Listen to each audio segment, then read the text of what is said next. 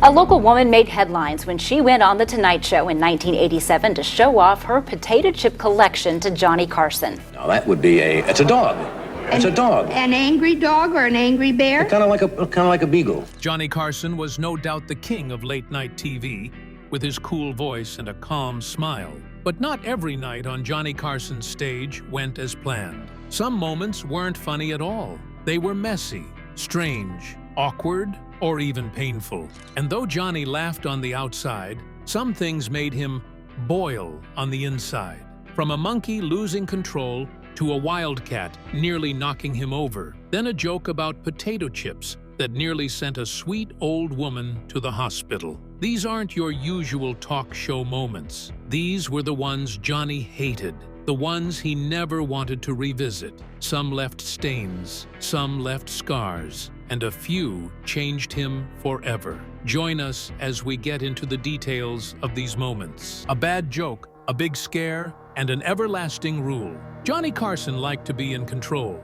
but one night, a joke he made on his show nearly went too far, and it wasn't funny at all. Myrtle Young was a kind older woman who loved collecting potato chips, but not just any chips. Hers looked like animals, faces, even famous people. She brought them in metal tins and showed them to Johnny with pride. Johnny smiled and listened carefully. When she turned to get another chip, Johnny quietly reached into a bowl of regular chips and took a loud bite. The audience laughed, but Myrtle didn't. She turned around, shocked, and held her chest. She thought Johnny had eaten one of her special chips. Immediately, she almost lost her balance. During the break, medics checked her. Johnny felt terrible. He kept saying, "I'm so sorry." He even offered to pay for her whole collection. Later that night, he called her hotel to say sorry again and offered show tickets for her family. Backstage, he told a writer, "Let's not scare sweet ladies like that again." That wasn't all. One time, NBC wanted to show the moment in a funny clip special, but Johnny said no. He didn't want people to laugh at her fear. That prank never aired again. Another night, something much scarier happened. A wild animal almost knocked Johnny over, right in front of the cameras. It all started when a trainer brought a black panther to the studio. It was locked in a cage, and the trainer said it was calm. Johnny walked over and bent down to look inside. In 1 second, the panther jumped forward. Its claws hit the bars hard, and it let out a deep growl. The sound shook the room. Johnny jumped back fast and nearly fell. He stood up, fixed his jacket, and said, "Well, that's one way to wake up." The audience laughed, but Johnny was shaken. After that, he made a new rule: no big animals closer than 3 feet from his desk. NBC marked the floor with red tape so everyone knew where to stop. What upset Johnny even more was that NBC kept showing the scary clip. They played it in specials and people laughed, but Johnny hated seeing it. He asked them to stop. When they didn't, he told them to remove it for good. They finally did. But Johnny never forgot how it felt to almost get attacked during a show. This was one of such moments he hated the most. Even for a man known for staying cool, these moments were too much, and they weren't the last. This brings us to the other times he got really angry. The guest who went too far, the queen of shock, and a messy elephant surprise. Johnny Carson had a special way of making guests feel welcome, but some people came on his stage and didn't know when to stop. Chevy Chase was one of them. The night Chevy appeared on the show, he walked out like he owned the whole building. He didn't sit. He didn't smile politely. He slammed his hand on Johnny's desk and yelled, "How are you doing, America?" Johnny smiled, but it didn't reach his eyes. Johnny began asking about Chevy's new movie, but Chevy didn't answer. Instead, he talked and talked for almost 3 minutes. Johnny tried again. Chevy talked right over him. Then he made jokes about Johnny's tie and even mocked the Tonight Show mug. That's when the tapping started. Johnny had a quiet way of showing he was upset. He'd tap his pencil. A slow tap meant mild annoyance. A fast tap meant he was about to blow. That night, the tapping sounded like it came from a drummer on caffeine. Chevy didn't take the hint. He reached out and slapped Johnny on the shoulder like they were old buddies. The room went totally quiet at this point. Johnny didn't raise his voice. He looked straight at him and said coldly, "Touch me again, and you'll be hosting this show alone." The audience laughed, but not in a happy way. They could feel the tension getting heated. After the show, Johnny didn't stop by Chevy's dressing room to say thanks like he usually did. Instead, he turned to the booking coordinator and asked, "Did he rehearse?" The answer was no. Johnny shook his head and said, "Then don't ever bring him back."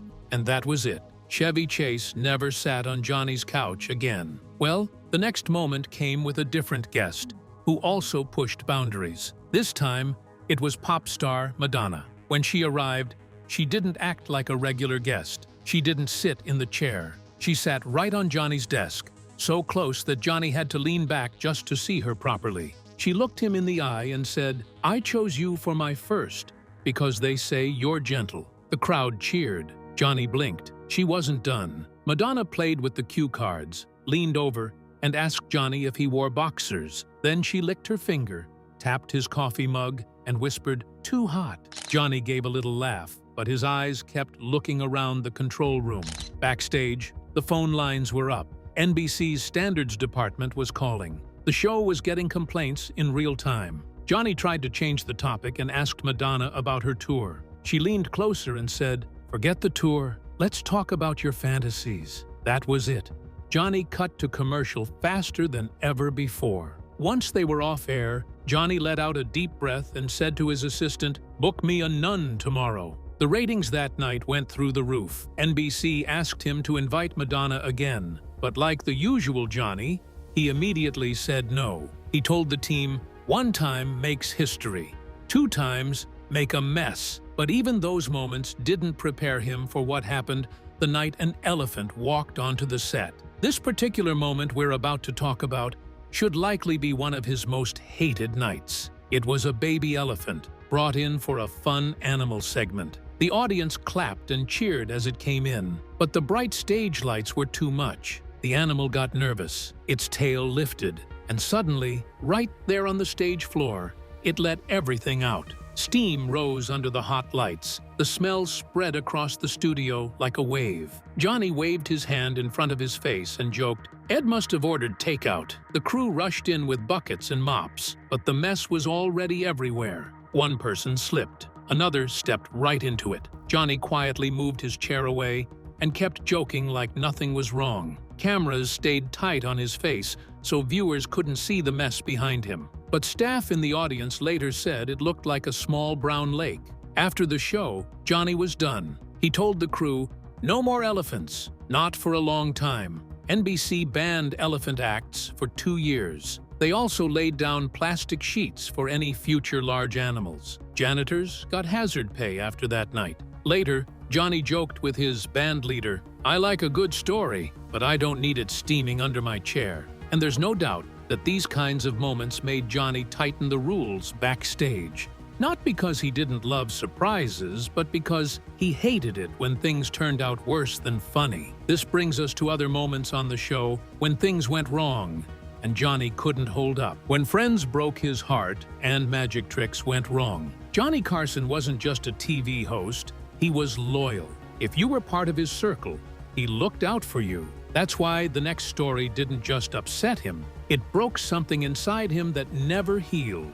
This time, it was Johnny Carson versus Joan Rivers. Rivers wasn't just another comedian to Johnny. He helped shape her career. He gave her a spot to shine when few others would. He even let her guest host his show many times, which was something he rarely offered to anyone. They had a deep bond. Some people said she was like a daughter to him in the world of showbiz. But one decision changed everything. In the fall of 1986, Joan made a move she thought would help her grow. She quietly flew to Los Angeles with her husband and met with a new network, Fox. They offered her something Johnny never had: total control. Her show, her own rules, at the same time slot as Johnny Carson's Tonight Show. She said yes, but she didn't tell Johnny herself.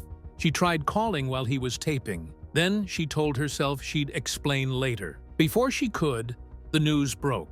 Johnny found out through a newspaper headline handed to him by Ed McMahon. The words, "Rivers jumps to Fox," were right there in bold letters. Johnny froze, and immediately he walked off the set in shock, closed his dressing room door, lit a cigarette, something he rarely did before a taping. Joan tried calling several times, but according to Johnny's staff, none of those calls got through. He told close friends she had my home number, my office line, and the private number backstage. All three stayed silent. The next day, Johnny made his feelings very clear. He called NBC's West Coast president and said, every clip. That meant no more Joan in highlight reels, no more old jokes used in anniversary specials, and no more reruns with her as guest host. Her name got a red stamp. Do not use. Fox launched The Late Show with Joan Rivers, and it beat Johnny Carson's The Tonight Show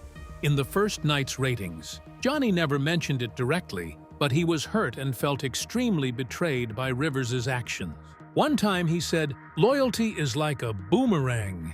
You throw it out and it should come back, unless someone drops it." Behind the scenes, that line hit like a punch. He later told one of his writers, "I thought of her as my next in line. She traded that for some neon lights." Joan tried to fix it over the years. She sent holiday baskets, letters, even a painting of Johnny's favorite farmhouse in Nebraska. Every single gift was returned without a note. He never spoke to her again. When Johnny passed away in 2005, Joan said she was still heartbroken. 9 years later, she finally returned to The Tonight Show, but only when Johnny was long gone. She sat on the couch, patted the armrest gently, and whispered, "Miss you, Johnny." The whole room went quiet. It was one of the saddest, most personal breaks in late-night history. But unlike his disagreement with Rivers, not all drama on Johnny's show came from real life. Some came from guests who claimed to have powers, but didn't expect Johnny to be 2 steps ahead.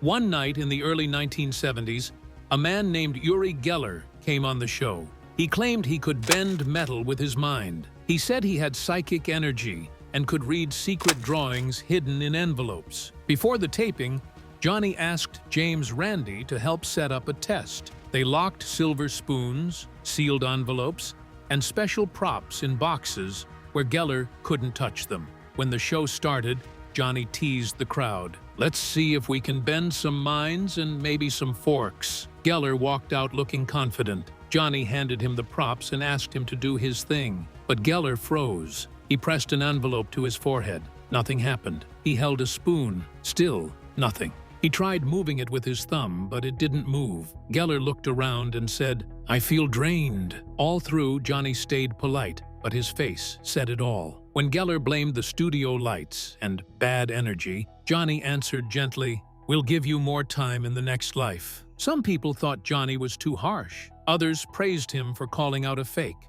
Geller's bookings on other shows went up after the incident. He claimed NBC set him up. Johnny wasn't pleased about it. "We exposed him," he said, "and he got richer for it." After that, Johnny made a new rule. If someone claimed they had mind powers, they had to use props provided only by The Tonight Show. That kept things honest. Real magicians loved the idea. Fake ones stayed far away. Even today, people still talk about that night. It was one of the first times live TV pushed back against something that looked like magic, but wasn't. And with it, Johnny made sure no one ever fooled his audience again. So, how about when things got weird or uncomfortable? Let's check out those moments. Bad timing, strange dreams, and a monkey that went too far. Johnny Carson was known for keeping his cool, but even he had his limits, especially when things got weird, uncomfortable, or just went too far. One night, a woman named Farrah Fawcett came on the show. She was one of the biggest stars on television, known for her looks, her movies, and her famous smile. But something felt off from the moment she walked in. She wore a shiny jumpsuit and had big, bouncy hair. On the outside, she looked ready for the spotlight, but her eyes were around the studio. She seemed distracted, maybe tired. Friends later said she had just finished a long trip, had barely slept, and was running on nerves. Johnny started with an easy question about her new film. She smiled and said the wrong name, Saturday 3, instead of Saturn 3. Then she went into a long story about roller skating and sunshine in Malibu. Johnny gave a polite smile and tapped his pencil. She changed the subject again, This time, she talked about surfing, then looked at the band and said, "Your trumpets have pretty colors." Immediately, Johnny's pencil tapping sped up. Johnny tried to get things back. "Let's show the movie clip," he suggested, but Farrah waved her hand and said, "Later, later, I'm vibing." People in the audience began to wonder. Even the band looked unsure. Then she leaned in and whispered, "Sometimes I dream I'm a dolphin." Johnny paused, raised an eyebrow and said, "And do you wake up wet?" The crowd let out nervous laughs, unsure if they should clap or stay quiet. Backstage, Johnny looked at his producer and said, "Help me." They thought about cutting the segment short, but NBC's control room said no. They saw ratings gold and wanted to keep it going. Johnny fixed his tie, sat straighter, and got ready for round 2. Farrah kept going. She reached over and picked invisible lint from Johnny's jacket. Then she looked up at the microphone hanging above them and said, "It looks like a big lollipop." That was it. Johnny wrapped things up fast. "Farrah Fawcett, everyone. The movie opens Friday. Buckle your seatbelts." As soon as the show ended, Johnny stormed into his dressing room and told the staff,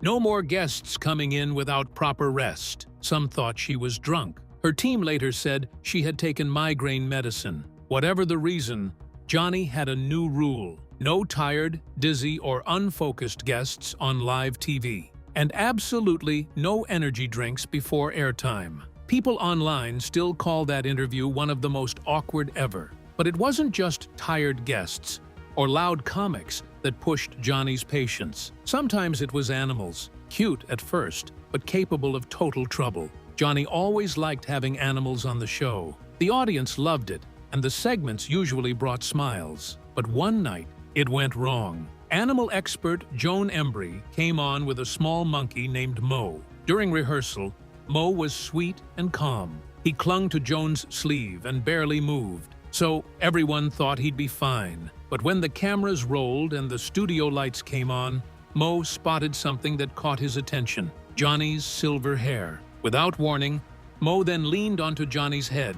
He clung to his hair, then did something no one expected. He peed right there, on live television. Johnny sat frozen. He blinked, then asked, "Was that spit or?" The crowd laughed. Then Johnny gave a small smile and said, "Folks, it's drizzling in here." Cameras caught a shiny trail running down his neck. The crew rushed over with towels. Joan tried to grab the monkey, but Mo held on tight. They cut to a commercial break, but not fast enough for Johnny. He walked straight to the shower backstage. When he returned, he wore a clean jacket, his hair blow-dried. He finished the show like nothing had happened. Afterward, he made new rules. No monkeys above shoulder height. NBC even placed a sign near the studio entrance: "Johnny's hair is not a tree." Mo never came back, but Johnny never forgot. He told the crew later, "I'll talk to anyone except a monkey on my head." These wild moments, from broken friendships to animal crashes,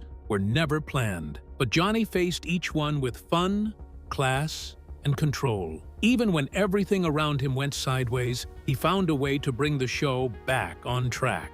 That's why he wasn't just a talk show host. He was the host, the king of late night. These unforgettable talk show moments tested his patience, but they also showed why he was the best. Johnny wasn't just funny. He was quick, smart, and always in control. That's why, even today, no one talks about late night without talking about Johnny. His desk may be empty, but his legacy still owns the night. If you enjoyed this video, like and subscribe, and also click the next video shown on your screen.